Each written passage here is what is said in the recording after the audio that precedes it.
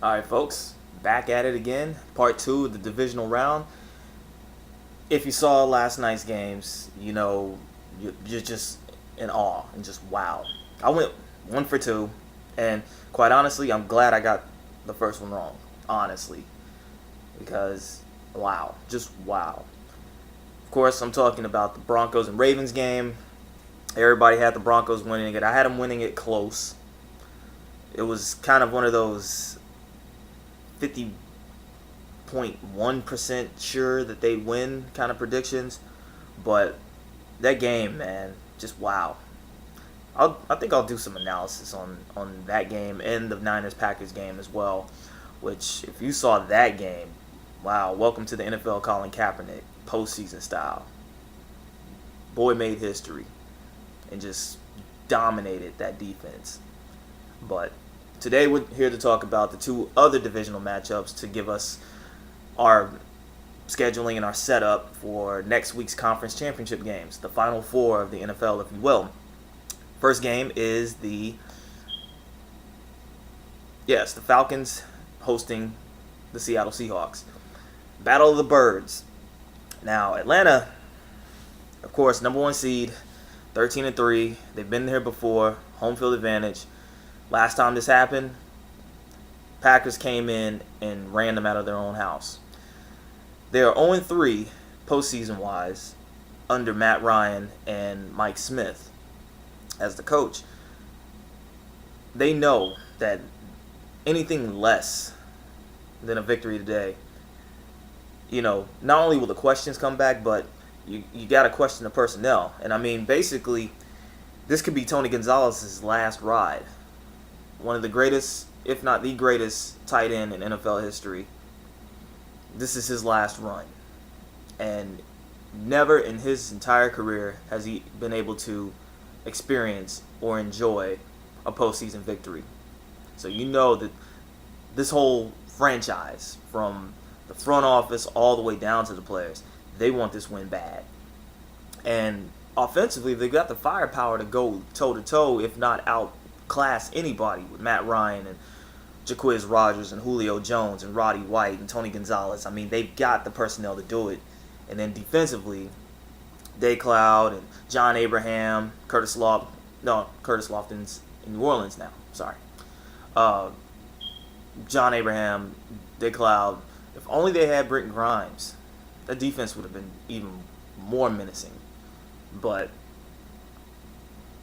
Atlanta knows that if there's a team that's really on the hot seat right now, it's them, because of their past postseason woes under the Matt Ryan, Mike Smith regime. You got the Seattle Seahawks, who are just steamrolling anybody they come across, and they had a gritty, hard-fought victory over RG3 and the Washington Redskins. It came at a price, though, and could be because of how poor that field was. Their leading sack man, Chris Clemens, he's out. He's done for the foreseeable future. He won't be playing in this game. He won't be playing if they advance. Then, of course, they had to put Steven Hauschka, their kicker, on IR, and they signed former Vikings and Packers kicker Ryan Longwell. But offensively, Russell Wilson. The kid is special. Marshawn Lynch, guys like Sidney Rice and Doug Baldwin and Golden Tate making big plays. And then, of course, that nasty defense. I mean, you look at the two most vicious defenses. They come out of the NFC West, 49ers and the Seahawks. Red Bryant, Bruce Irvin, Bobby Wagner.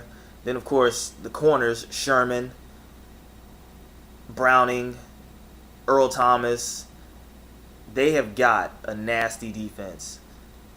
They get away with a lot, too, but they're still vicious. So this game really is going to come down to whether Matt Ryan can pass it all over that secondary, and two physical corners going up against two physical receivers. It's like Bill Cowher said, it's going to be contingent on how the refs call this game and if they're going to just let them play. But my prediction, I'm going with Seattle in the upset. Seattle, they've shown that their road woes from their past is no more. They don't see it. They've never experienced it. They don't care. They went into Washington and won. Now, granted, they traveled from Seattle to Washington, then Washington back to Seattle, and now Seattle back to Atlanta, or Seattle to Atlanta. So all this traveling, you think it'd wear them down, but I think Seattle can pull it off. I think Seattle gets them in the upset. Next matchup, you have the Houston Texans traveling to Foxborough, back to Foxborough, to take on the New England Patriots. And of course, we all remember the last time these two teams played. Biggest game in franchise history, Andre Johnson said. High school Letterman jackets the Houston Texans wore. An ass whooping Brady and the Patriots gave them. Up 28-0 at one point. Pretty much destroyed them, dismantled them. I love saying that word. Just dismantled the squad. 42-14. It was not pretty at all. For supposedly the biggest game of their franchise, the Texans came out flat. And that was the beginning of a downward spiral. And just think, if they would have at least won one more game, Denver, they would be hosting. They would be hosting the Patriots right now. Instead, they got to go back to frigid Foxborough to take on a well-rested Patriots team who now is 100% healthy at this point. They've got the Gronk back. Rob Gronkowski didn't play that game. He would be playing today. So we all know the Patriots' postseason record. We all know what they do at Foxborough. Only the Ravens and Jets have come into Foxborough and gotten a victory.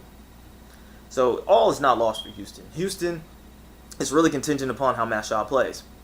Matt Schaub has got to step up. He can't just be that quarterback that plays well when they're winning. He has to be able to play coming from behind. He has to be able to be the clutch QB. He has yet to show that. They have the firepower, Arian Foster. They have Andre Johnson, Owen Daniels, Ben Tate. You know what I'm saying? They have the offensive talent to do so. But they need their QB to be the man 100 strong, 60 minutes. Defensively, J.J. Watt, All-Pro, unanimous All-Pro at that. Connor Barwin and Sean Cody and basically and Jonathan Joseph, Daniel Manning.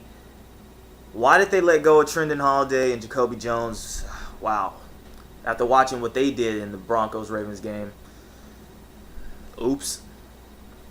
So, defensively, they've got to step it up. They got to play a hell of a lot better than they did against the Patriots. And the thing is, they've gotten the doors blown off of them when they played big QBs that pass extremely well. Aaron Rodgers passed for 6 TDs against them at their own house. And then, of course, Tom Brady, 4 against them. So, it's all about that defense. Patriots side, Tom Brady. We know about him. Tom Brady, he's got a running game with Stephen Ridley. Shane Vereen. If Ridley can hold on to the ball. And then, of course, we all know about the receiving core, the tight ends of Hernandez and Gronk, Wes Welker, Deion Branch, and Julian Edelman, Brandon Lloyd. And then, of course, defensively, Gerard Mayo and Chandler Jones, Vince Wilfork, Aqib Talib. They're at home. My prediction, Patriots win this one. They win this one easy. It's not going to be a blowout, but I just don't see Houston making any kind of a move to really upset them. Baltimore came in focused. They came in driven with a passion and a will. I don't see Houston having that same passion to do that in Foxborough what Baltimore did at Denver. So I've got the Patriots. So Seahawks and Patriots, those are my picks today. Enjoy the games, and I'll see you next week for the AFC and NFC championship games for the right to go to the Super Bowl. Out.